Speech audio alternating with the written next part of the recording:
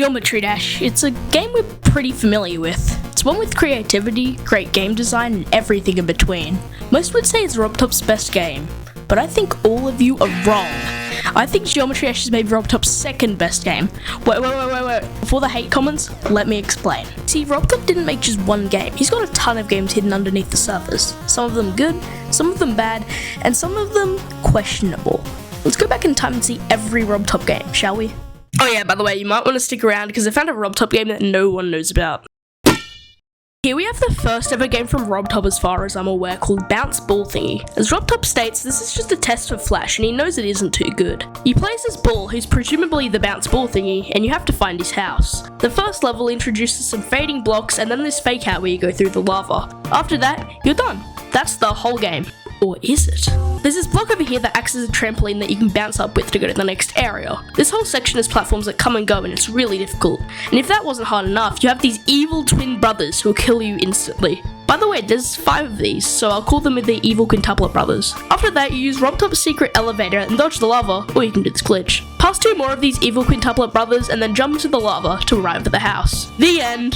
Yeah, I'm not even joking this time, there is actually nothing. No game resizing or file digging will get you anywhere. This game is actually a really good start. RobTop's already doing pretty good when it comes to game design with cool ideas and fair gameplay, mostly. Not bad.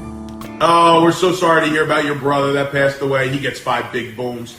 Oh yeah, most of the games from now on are mobile games, so you'll usually see a layout like this. This is probably the most known RobTop game, as this is definitely his magnum opus, with lots of gameplay, unique features, and textures. This game uses a Candy Crush-like style, which was popular in the mobile game industry at the time, and it usually involves a tile grid moving parts. In this game, you can move different colors of these guys named booms together to make them explode. The bigger the explosion combo, the more points you can get, the quicker you can make it to the next levels. The other levels include new colors and gimmicks, making the game harder. I don't think there's a way to recover from this. The first gimmick you'll usually find is the ice bomb, which freezes the booms around you, meaning you can't move them. Oh no, that's like the most horrible. You'll also eventually find stuff like the pipes that spit out booms, which are really annoying. Stuff like stones and skulls also appear. Stones have to be exploded with 2 bombs, and skulls kill you if you don't remove them. The game ends if you have no space to move any booms or die from a skull. Moving on from the gameplay, we reach the microtransaction store. Using your mother's secret numbers on the back of the money device, you can buy some very cool stuff. First off, we have power-ups that are usually little things such as increased chance of blobs or a little bit more gold, but items are way more of a cheat. There's only one unique power-up here called the Ankh of Life, and it's pretty self-explanatory. You cheat death. Another thing you can buy are skins or icons. Wow, Rob stole everything. You can buy skins like a demon, Pikachu, Metal Gear Solid, Kratos, Yoda, Rage Comics, and the last tab is the extras, and these are basically the online button of Boomlings. You can check high scores if the servers were up, and you can also change your skins for others to see if the servers were up. And you can even see your rank. I'm a peasant. This game is really fun, but it definitely gets a little stale over time. This would give the game a B tier for sure, but I think the sheer amount of content packed to this game bumps it up into an A tier. Like, what the hell was Rob thinking when he added South Park? Oh, brother, this guy stinks! I want you to pretend you're in RobTop's shoes for a second. It's 2013 and you're about to release your game Geometry Jump. You've made some hype around your Reddit and your YouTube, and it's almost time to release the game. But wait, Boomlings' your greatest hit probably still has some fans left, and they're probably craving for more Boomlings content. So Rob makes an absolutely horrible sequel of Boomlings called Boomlings Matchup, just for the fans.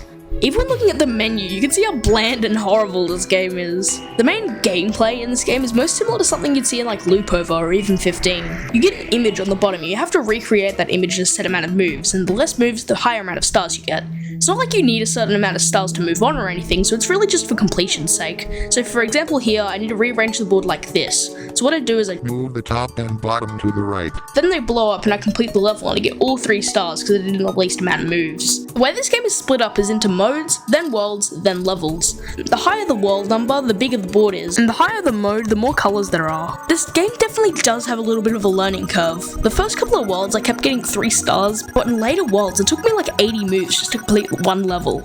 I will say though, it's not too bad of a game if you're just bored or waiting for something. And hey, the game's getting updated pretty regularly because more levels are coming soon. And if we go over to Geometry Dash, he's been keeping all of his coming soon promises. Get it? Get it? The joke is that he doesn't. Yeah, I'm gonna speak for everyone here when I say this game is probably the worst one so far. This game is nothing compared to Boomlings, and let's be honest, it's probably just a rushed out game before Geometry Dash came out, which, let's be honest, is a bad game. Oh my god, it's blue! It's blue! It's blue! It's blue! Do you feel that? I feel like something changed. Oh, it's finally not a Boomlings game? Let's go. I haven't covered all of the games yet, so expect Bam Bam to appear later somewhere in the video. Memory Mastermind is another pretty basic level-based game like Boomlings Matchup. This one was, to my knowledge, the last game RobTop ever released before Geometry Dash, with this one being made around 50 days before Geometry Dash. There's something I have to admit though. This game, and apparently Boomlings Matchup, actually require you to pay to get a large chunk of the levels. The ones in Memory Mastermind are so crap though. More than half of the challenge levels are locked behind a paywall. Luckily, a friend of mine and a complete brainiac named Nicholas made a mod that removes the paywall. This guy is a little too into obscure RobTop games. He found out that this image exists in the files of MemoryMind 1.17 Amazon Edition. What? Before I rant too much about what this guy found, I might explain the gameplay. Basically, just like Boomlings Matchup, there's modes, worlds, and levels, except this time it's a little more interesting. The first mode is called Arcade Mode, and it's the simplest version of the game. After this timer ticks down, you're presented with spheres and a board. Once you've memorized, tap where you think they are and hit finish. If you wait too long, you lose some stars, and if you wait even longer or get it wrong 4 times, you die, or fail. I don't know why I keep saying die. Again, just like Matchup, the board gets bigger and more spheres appear the further you get. That's it for arcade mode, but now onto color mode. Color mode looks really familiar actually. In color mode, you don't just have to remember where the spheres are, but also the colors of them. I guess it's fun, but my favorite mode is 100% the challenge mode, because it kind of combines Boomlings Matchup and Memory Mastermind into a really fun minigame. Basically, you get a board, but also a symbol. If it's an arrow, you gotta move it the way the arrow goes, just like Boomlings Matchup. If there's a little ring, it means you invert all the spheres in that row of the same color. So for example, if there's a red ring and the reds go sphere, sphere, nothing, nothing, you basically have to do nothing, nothing, sphere, sphere. Later, these stack up and make a really hard challenge, and I'll be honest, it might be the only thing on here I still play after making this video. It's just a really puzzling brain teaser. Oh, bonus mode? I don't know, I guess it's symmetrical. This game is a C. Wait, no, let me swap these around. Okay, there, I think it's perfect now. Anyways, there's a surprise that the first mobile game that isn't Boomlings on the list is actually pretty decent. It's almost like Boomlings is a curse and a blessing. Memory Mastermind is unironically a really great game. Sure, it might not be too original, but it's still enticing and really scales with the difficulty fairly, unlike Matchup. I would personally recommend this game to anyone who really wants a RobTop spin-off game, as long as they're playing on an emulator, because you get ads every 2 seconds if you play on mobile. If you're new to Geometry Dash, that's all the games you know, but there's actually 4, yes, 4 more games on the list. Oh, Just Harry, you are a wizard. There are probably 3 questions in your mind right now. What is this game? How did it get found? And wait, didn't you talk about this already? Called FORLORN, and it actually looks really good. So let me give a little bit of backstory for people who don't research this stuff. Around 2012, RobTop and a couple other friends came together and made a company called Rune Digital Games. The first project was their magnum opus, a little game called FORLORN. The vision of this game was, well, kind of ambitious. It included tons of areas, different environments, biomes, bosses, secrets, and easily hours of content. However, something happened. We're not too sure what it was, but it caused the group to fall apart and the project to fall flat on its head. But they still left behind a buttload of content, however, like the videos on their YouTube channel that are really impressive and a really hardcore trailer. Still, the game remained lost for ages until Apple Test Flight from 2012 to 2015 got leaked, which basically means a bunch of games got leaked, including a couple of Angry Birds versions, but most importantly, FORLORN got leaked. So now people can finally play it, but there's a problem. This game was found with a file type of .ipa, which means you can only play it if you have an iPhone, which means for this segment, I'm going to be using some footage from Hell. So the first area of this game is the forest, and after you shoot your fireballs at a couple of the enemies, such as skeletons or bats, you reach a little podium with this rock called the Heart of Fire. Basically, when you encounter something like lava or water, you have to use the Heart of Fire to switch to their colour to pass through it. But if you see a monster of a colour, either red or blue, you'll need to switch to the opposite colour instead. Think of Pokemon's element system. Of course, some monsters don't have an element, so the Heart of Fire really doesn't help you there. Anyways, after that tutorial, you arrive at the Frozen Depths. Basically, this area is just a test of your skills, where you have to use your Heart of Fire to destroy enemies, and even occasionally push some rocks or boulders to advance. You sometimes find something cool like a crusher or a moving platform, but other than that, it's just a level where you beat up bats and stuff. That is until you get the elemental sword. With the sword, you don't just have to rely on your random fireball attacks, but now you can get all up close and personal, and what better way to test it than on this elevator that looks really familiar. Huh. Anyways, onto the boss fight. You're up against this fat pig holding a fish, and you have to try and take him down. You can do this with the sword, but it actually takes a while, so you have to shoot fireballs into his mouth instead, which deal hella damage. While you wait for him to open his mouth, you throw some attacks at you, like fireballs and bunnies. After you feed him your wrath, he shrinks, and you step on him. I feel bad, and I'm not even the one playing. Then RobTop tells you you've completed the alpha, and I can tell it's RobTop because he colours random letters just like he does in Geometry Dash. After that, just go through the door on the right and you're done. Anyways, that's it for the newest version of FORLORN. I know that the test flight leaked tons of versions of the game with different areas and such, but it's very unorganized and there's no good YouTube video on it. And it doesn't help that I can't play these games myself because I don't have an ancient iPhone, so this is basically where FORLORN ends for now. Alright, so apparently there's more to this game I just didn't see for some reason. Apparently there's 3 more stages and a boss, but, you know, look at the time in this video. I'll just quickly mention them. So, next area is like a village area, I guess, with like lots of mobs, and this guy says, I'll be back. And then after that, you have a boss fight with him, and then there's another level, and I guess it's like a test level or something, and and then you just can't beat it, you just fall through the floor. Anyways, back to the video. This game is simply beautiful. Everything from the design of the game to the gameplay, it all really works. It makes sense why this won a Swedish Game Award. It's simply one of Rob's best games. This is the last game on the list that most of my viewers would know about, by the way, so now we're sinking into obscurity.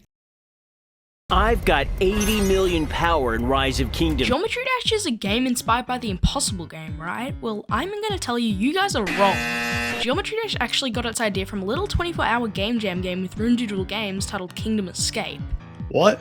I hear you say. I've never heard of this game. Well, placeholder name popular YouTuber on Geometry Dash, that's actually because it was uncovered very recently. You see, we found the existence of this game from a leaked roadmap from Rune Digital Games where it showed all their projects. FORLORN was there, followed by another game mysteriously called Kingdom Escape. Apparently it was somehow agreed that the plot of the game was about the princess of a kingdom that had a curse on her that turned her into an ugly monster. And I guess you had to run away from her. Think of Shrek, I think that's the most apt comparison I can make. Anyways, to find this game, Nicholas, the guy who I talked about in the Memory Mastermind segment, reached out to one of the people who worked at Rune Digital, who's coincidentally also named Nicholas, to ask about it. At first, he didn't really recall it, but with enough screenshots he finally remembered it, and he showed us spreadsheets, concept arts, and even the boss fight of the game. So basically, when I saw the video, my jaw literally dropped. This is basically the beta version of Geometry Dash. You literally walk and run over blocks and jump over spikes. Heck, you can even flip gravity and leave behind yellow and blue trails, just like the GD pool. Anyways, at the end of the video, the monster finally catches up to you and kills you with a big laser. Looking at the concept art now, we got a ton of interesting things. We've got some variations of the monsters, some looking scarier than others. We've got some versions with different colours, and for some reason we've got a version of player with a beard, and a version where he's got no eyebrows and it is elongated. What the hell is this? This game was a major inspiration for Geometry Dash, clearly, and the fact we didn't know about it was insane. This is partially why I made this video, because I really wanted more than just a couple hundred people to be aware of this, and it's so cool. And to be fair, I think it even partially explains the most mysterious part of GD, the inspiration, so I find that really cool. This game is so sick, I won't lie, I just put it this low because yeah, you really can't play it. I still think this is one of the coolest discoveries the Restoration Union has found, and I hope you like it. Shout out to C. Bolton. I have concepts of a plan. So that's a pretty extensive list, right? I have more. Over the years, RobTop has leaked a bunch of little screenshots including concepts of games. The first one is Boomlings on Ice. No, it's not the Disney show, but with Boomlings characters. It's something we've actually never seen before. RobTop shared an image of this game in his Discord server explaining how it was a Boomlings game that never came to be. I'm assuming the way this game works is that you can slide a character across the map and it'll keep going until it hits a wall or if it hits another character, and then maybe you beat a stage if you combine them all together or something. Another game with some lost concept art was this weird game, simply titled New Simple if you download it. My only guess for this game is that it could be an endless type game where you fly around with these guys. I don't know, it's pretty vague. Also, he's in the thumbnail. And now the last game, the most obscure one. We don't have a download file of it, we don't have footage of it, we don't have an image of it, we don't have a name of it, we only have a single mention from RobTop. This game was only mentioned by RobTop once in 2024, where he said he made a multiplayer game where you could interact with other players. I'm assuming it's like Globed, which is really cool. Just think, if Rob could make multiplayer, imagine what he could do in Versus. And that's the video. Here's the final tier list with FORLORN at the top and Boomlings Matchup at the bottom. Video shout out goes to JSnake7 and goodbye. Don't talk in this mic and I'll buy you whatever you want. What's your name? Desmond Benjamin.